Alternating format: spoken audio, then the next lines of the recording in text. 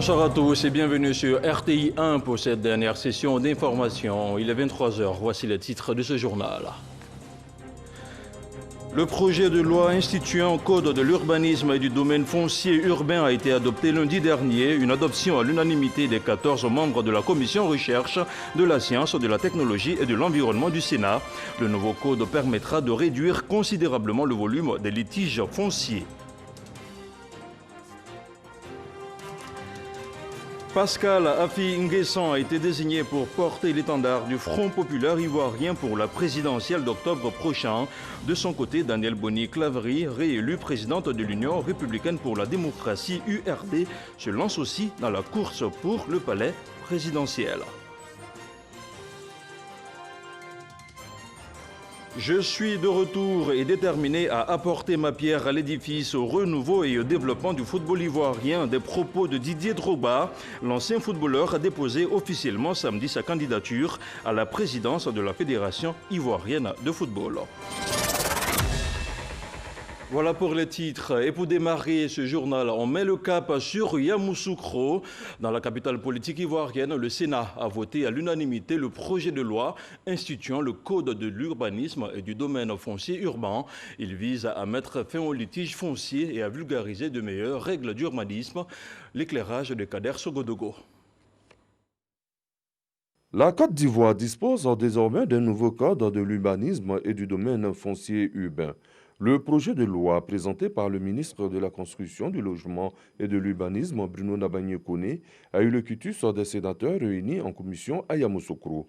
Le nouveau code va permettre à la Côte d'Ivoire d'améliorer la législation existante en la matière et de mettre fin aux nombreux conflits fonciers constatés depuis belle lurette. Le cadre juridique ainsi proposé permettra indubitablement, par sa précision et sa cohérence, de réduire considérablement le volume des litiges fonciers, d'améliorer les rapports entre les différents intervenants dans le secteur du foncier urbain, de doter les procédures domaniales et foncières de mécanismes adéquats, et ce, dans le souci constant de la conciliation de l'intérêt des usagers du service public et des prérogatives de puissance publique de l'État, de protéger la propriété foncière en zone urbaine, de sécuriser les transactions portant sur des terrains urbains, d'améliorer la qualité des règles d'urbanisme, de préciser les prérogatives et les compétences de chaque acteur de la chaîne foncière urbaine,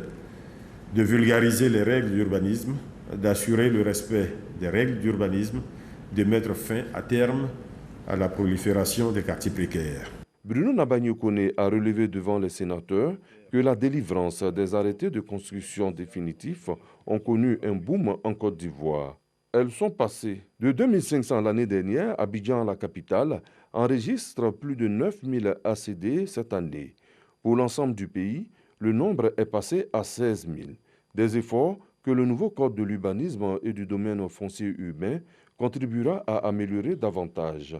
Bruno Nabagné-Koné, dans l'après-midi, a fait ratifier par les sénateurs l'ordonnance portant suspension des procédures d'expulsion des locataires et de révision à la hausse du loyer des baux d'habitation. Retour à Abidjan, ce samedi 1er août marque le démarrage de la 5e édition de la Semaine nationale de la propriété et la 42e édition de l'opération Grand Ménage. La ministre de l'Assainissement et de la Salubrité était ce matin sur le terrain. Anne-Désirée Ouleto a sensibilisé les différentes couches sociales et professionnelles sur les règles élémentaires de propreté et d'hygiène en vue d'un cadre de vie sain. On en parle avec Grace Kando. 60e anniversaire de l'indépendance de la Côte d'Ivoire, le pays célèbre l'événement le 7 août prochain. Pour la circonstance, la capitale économique fait peau neuve. L'initiative du district autonome d'Abidjan est soutenue par le ministère de l'Assainissement et de la Salubrité à travers la Semaine nationale de la propriété. Elle coïncide avec la 42e édition de l'opération Grand Ménage. C'est une activité hautement citoyenne qui, chaque année, vient interpeller les consciences, vient interpeller les populations pour dire que sans propreté, nous n'aurons pas la santé. Ces activités, nous devons les exprimer à travers de petits gestes simples, balayer nos lieux de travail, balayer nos lieux d'habitation, nos espaces de vie communs. Je voudrais donc saisir cette opportunité pour féliciter toutes les organisations non gouvernementales, les ONG, les associations de jeunes, de femmes, qui depuis plusieurs années ont répondu favorablement à l'appel du gouvernement et accomplissent avec le ministère donc ces gestes simples-là pour interpeller les consciences. Organisation d'activités citoyennes et communautaires, sensibilisation sur l'importance de l'amélioration de la qualité de vie et éco-gestes, des messages que la ministre Anne-Désirée Ouloto est allée porter aux populations des communes de Cocody et de Treichville. Au niveau du quartier, nous avons mis une organisation en place. C'est-à-dire que chaque 2 semaines, il y a des dames qui balaient le quartier pour le rendre propre. L'information a été déjà donnée pour que tous les jours, chacun balaie devant sa porte. Et nous avons des sacs poubelles, on les met dans les sacs poubelles. Et quand le camion passe, le camion prend les ordures. Désormais, ici, là, il n'y aura pas la saleté encore. Bon, on va surveiller 24 heures sur 24. On va surveiller. Et puis on va encourager les gens pour nous aider aussi pour nettoyer. Des initiatives qui trouvent déjà un écho favorable dans la commune de Koumassi. Koumassi est un très bon exemple en matière d'implication des populations, mais également de volonté politique. Le premier responsable de la commune de Koumassi s'est engagé, depuis qu'il a été élu par ses concitoyens, à faire de la propreté et de l'assainissement une priorité.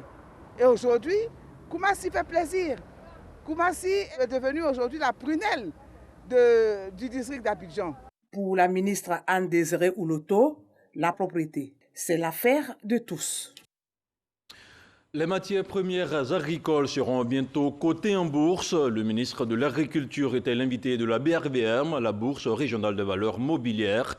Komena Okwasi Adjoumani est allé s'assurer de la mise en œuvre du projet qui devrait donner un véritable coup d'accélérateur à la commercialisation de nos matières premières. Le compte rendu de Jean-Louis Gbangbo.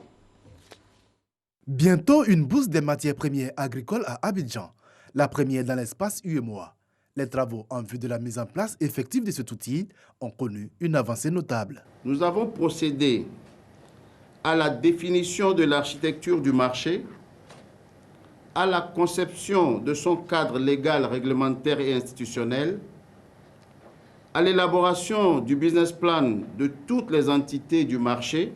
En prélude à la création de cette bourse et pour lui assurer un socle, le gouvernement a mis en place le système de récépissé d'entreposage. L'état d'avancement du système de récépissé d'entreposage permet d'affirmer sans hésitation qu'il est totalement opérationnel en effet à ce jour. Il dispose de plusieurs acteurs déjà agréés, d'une plateforme électronique totalement opérationnelle réalisée dans la technologie web.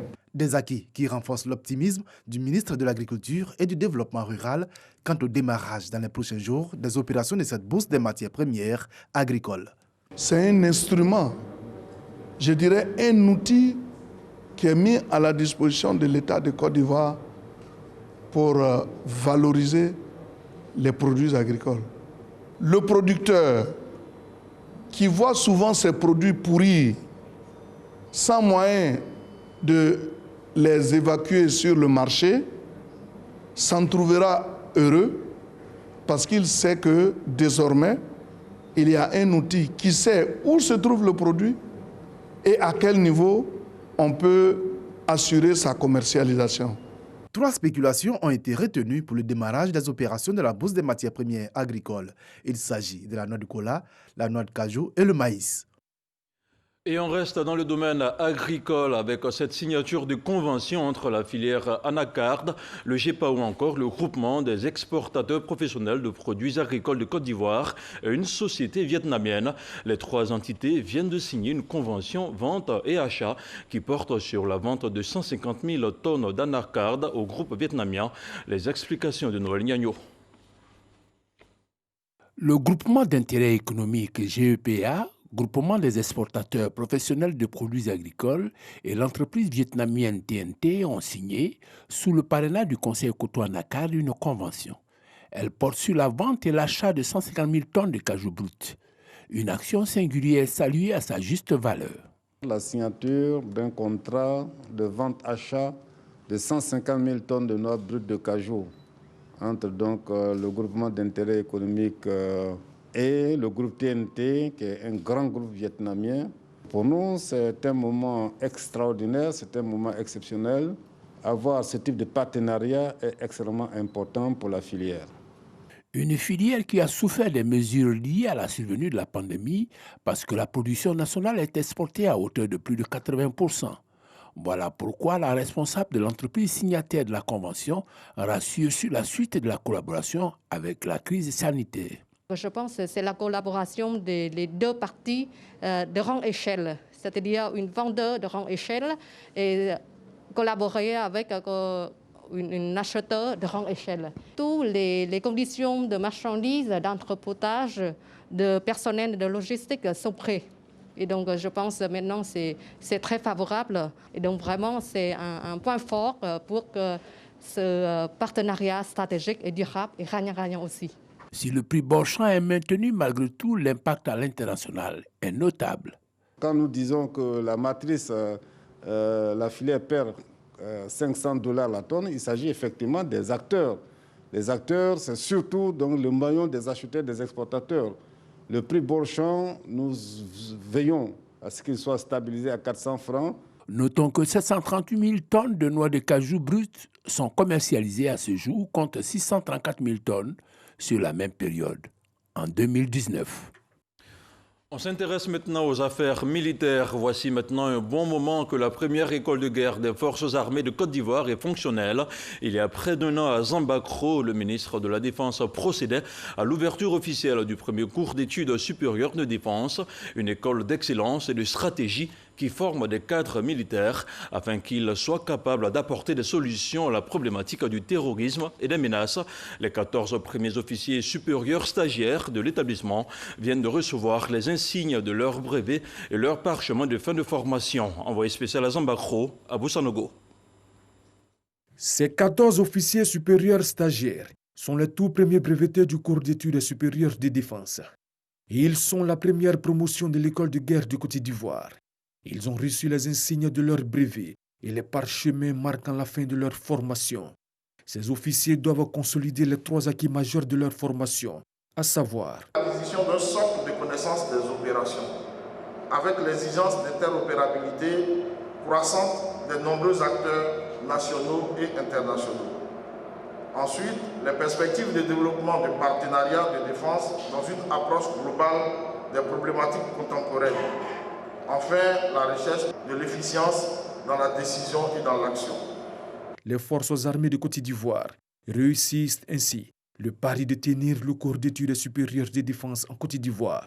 L'ouverture de ce cours marque pour nous la concrétisation de la volonté de modernisation de notre outil de défense. Le cours d'études supérieures de défense devrait donc bénéficier d'investissements plus importants à moyen terme. Il s'agira de donner à cette structure d'enseignement militaire supérieur un caractère véritablement international avec le corollaire d'aménagement nécessaire à son rayonnement. Plus spécifiquement, la mise en œuvre d'un partenariat académique avec une structure universitaire nationale au fin de l'ouverture d'une filière de Master 2 en stratégie et défense. La veille, les stagiaires du premier cours d'études supérieures de défense avaient pris part à un séminaire sur l'appropriation des enjeux liés au terrorisme en Afrique de l'Ouest. Ce séminaire a bénéficié de l'éclairage des chefs d'état-major généraux adjoints du Burkina Faso, du Niger et de la Côte d'Ivoire. Quant à l'école de guerre qui vient de former 14 stagiaires, dont 2 Béninois et 1 Camerounais, entend s'ouvrir davantage sur l'extérieur. La maladie à coronavirus est une réalité. La pandémie a déjà fait une centaine de morts en Côte d'Ivoire. On en parle juste après.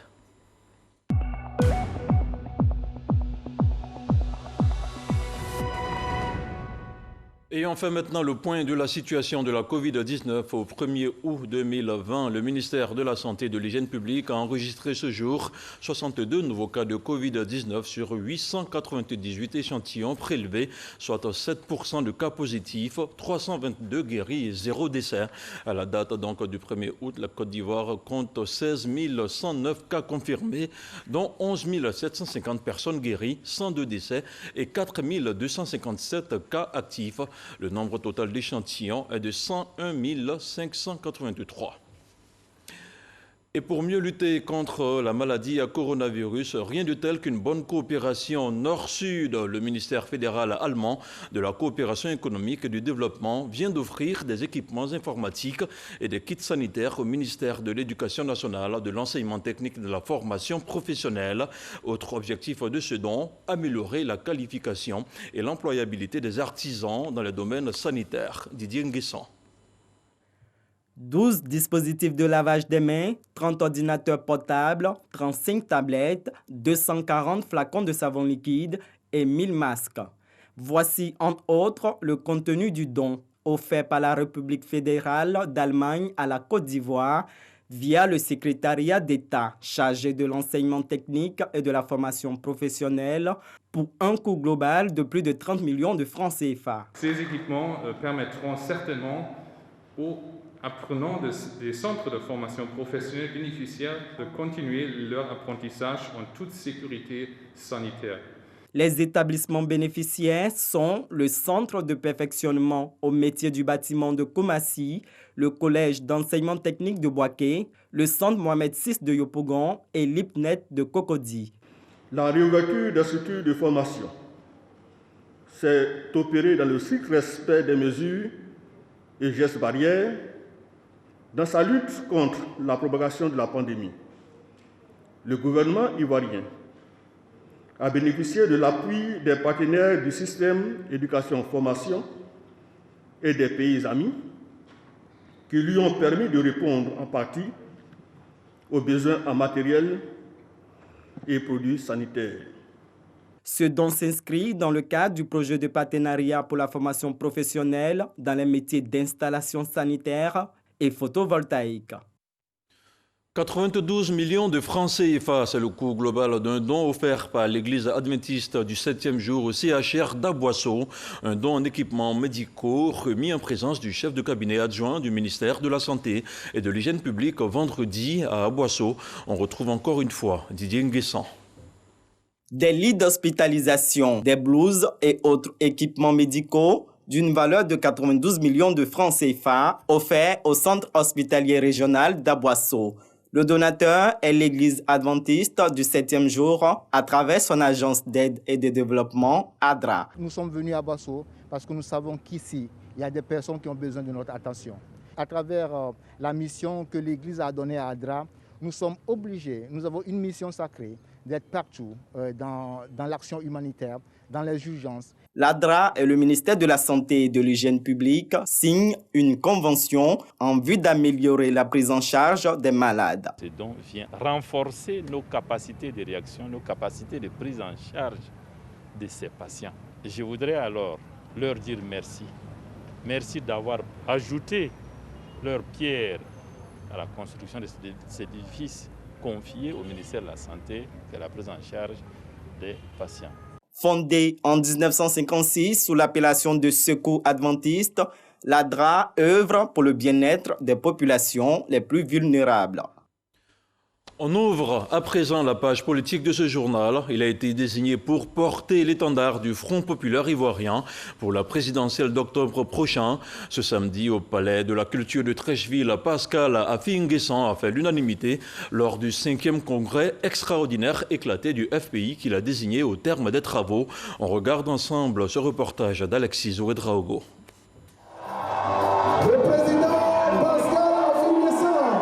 Avec la désignation de son candidat à 3 mois de la présidentielle d'octobre prochain, le Front populaire ivoirien se met en ordre de bataille pour s'assurer la victoire. Pour la première vice-présidente du parti, ce sont plus de 13 000 congressistes qui ont pris part ce samedi à ce congrès extraordinaire éclaté. Le candidat du Front populaire ivoirien sera sans aucun doute l'homme politique dont la Côte d'Ivoire a besoin pour assurer la renaissance de notre pays. Selon le comité de contrôle en charge de la réception des dossiers de candidature, l'assise décisionnelle de cette journée garantit la transparence du choix de Affi-Nguessan. L'analyse approfondie a permis au comité de contrôle de juger le dossier de candidature du camarade Affi-Nguessan Pascal recevable. Tour à tour au pupitre, les motions de soutien s'enchaînent. La direction du parti procède à la remise d'un chèque de 50 millions de francs CFA correspondant à la caution du candidat. Pour Pascal Afine-Guessant, l'heure est à l'engagement pour une victoire totale. Depuis plus de 30 ans, je suis dans l'action politique afin que mon pays, la Côte d'Ivoire, soit une nation fraternelle, un État moderne, démocratique et prospère. J'ai l'expérience nécessaire pour servir la Côte d'Ivoire. J'ai les capacités requises. J'ai la volonté pleine et entière de relever avec mes compatriotes les défis actuels de notre histoire et d'incarner la renaissance de notre pays, la Côte d'Ivoire. Je suis un homme de paix et de réconciliation. Pascal Afine-Guessant entend fonder une nation ouverte sur le monde dont la prospérité sera durable. Et toujours au chapitre de la présidentielle d'octobre prochain, débuté le 31 juillet dernier, le premier congrès ordinaire de l'Union républicaine pour la démocratie URD a pris fin aujourd'hui samedi. Kissi Daniel Boni-Claverie a été réélue présidente par les congressistes pour un mandat de 5 ans. Dans la foulée de son plébiscite, ses partisans l'ont appelée à se porter candidate à l'élection présidentielle d'octobre prochain, chose que la présidente de l'URD a acceptée en prenant l'engagement de se battre. Et je cite: je ne saurais me dérober face à ce nouveau combat difficile. Vous pouvez compter sur moi, vous me propulsez dans la cour des grands où j'apparais comme un petit poussé, a-t-elle déclaré. Du sport, du football, candidat à l'élection du président de la Fédération ivoirienne de football, FIF, Didier Drogba a déposé ce samedi son dossier de candidature à la Maison de Verre de Treichville. On en parle avec Arsène Kwasi et Jean-Sylvain Ressot. Ferveur populaire ce samedi au siège de la Fédération ivoirienne de football à l'avenue 1 à Treichville. De nombreux partisans de Didier Drogba, candidat à la présidence de la FIF, sont présents. Comme les autres prétendants, l'ancien capitaine de l'équipe nationale doit se soumettre aux formalités d'usage. Il est reçu par le secrétaire général de la commission électorale à qui il remet officiellement son dossier de candidature. Avec mon équipe, nous nous engageons pour contribuer à la renaissance du football ivoirien. Il est très important pour moi de rendre au peuple, de rendre au football ivoirien tout ce qu'il m'a donné. Je suis de retour et déterminé à contribuer à apporter ma pierre à l'édifice du renouveau, du développement du football en Côte d'Ivoire. C'est ensemble qu'on va y arriver. Je suis là pour me mettre au service de notre football. La candidature de Didier Drogba est la 4e réceptionnée par la commission électorale après celle de Kouadio Kofi Paul, Sori Diabaté et Idriss Diallo.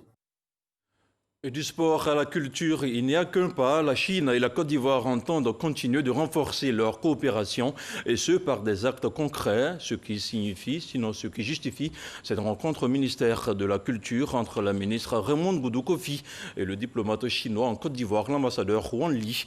On fait le point de la rencontre avec Sidonie Davila. Renforcer la coopération sino-ivoirienne en cette période de pandémie, une nécessité pour les deux États. À la rencontre entre le ministère de la Culture et la diplomatie chinoise, les deux entités ont manifesté leur volonté d'y travailler. Entre la Chine et la Côte d'Ivoire, nous avons une bonne coopération dans le domaine de la culture. Et je viens aujourd'hui ici pour discuter avec Madame la ministre pour renforcer la coopération dans ce domaine. Il s'agit de la participation de la Côte d'Ivoire aux différents festivals, en particulier le Festival de Shanghai. Dans le cadre du cinéma, la Côte d'Ivoire de plus en plus devient un pays producteur de films. Des accords ont déjà été signés. Il s'agissait pour moi aujourd'hui, une nouvelle arrivée au ministère de la Culture, de faire en sorte que ce qui a déjà été signé, qu'on voit un début de mise en œuvre. L'ambassadeur lui-même nous a rappelé que le centre culturel chinois doit être donc construit en Côte d'Ivoire. La ministre de la Culture, Raymond Goudou Kofi, a reçu de son hôte un lot de matériel composé de thermoflash, de cache-nez et bien d'autres produits. Tel un appui à la Côte d'Ivoire pour lutter contre la pandémie à coronavirus. Culture toujours, ils ont prêté serment devant le tribunal de première instance d'Abidjan. Les 37 agents percepteurs du bureau ivoirien du droit d'auteur Burida s'engagent à user de leur pouvoir afin de lutter contre la reproduction illicite des œuvres de l'esprit.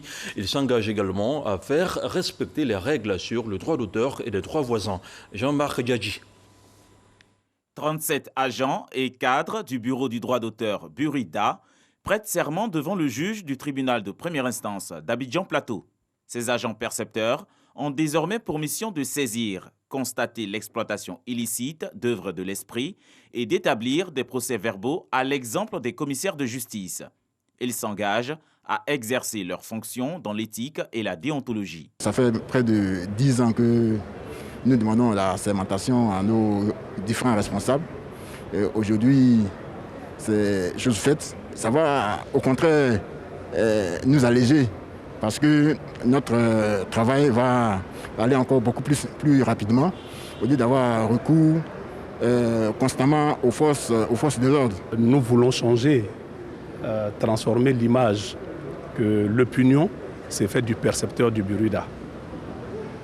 Désormais, ce percepteur-là sera revêtu donc d'un manteau un peu plus légal dans l'accomplissement de sa mission. Et cette assermentation pour lui-même est également une obligation à laquelle il ne pourra pas se soustraire dans l'appréciation objective de certains faits.